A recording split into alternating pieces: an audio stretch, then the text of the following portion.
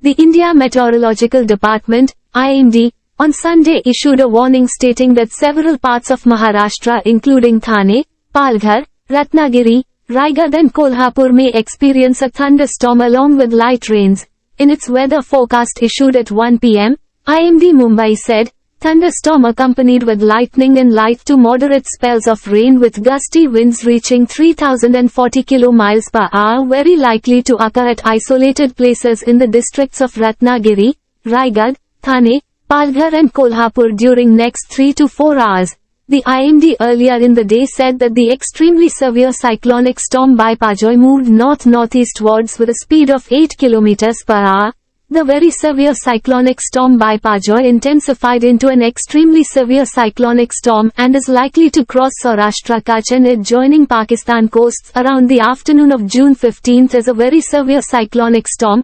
VSCS, the IMD said on Sunday. The very severe cyclonic storm Biparjoy over East Central Arabian Sea lay centered about 480 km south-southwest of Porbandar, 530 km south-southwest of Dwarka and 610 km south-southwest of Nalia in Kutch on Sunday morning, the IMD said.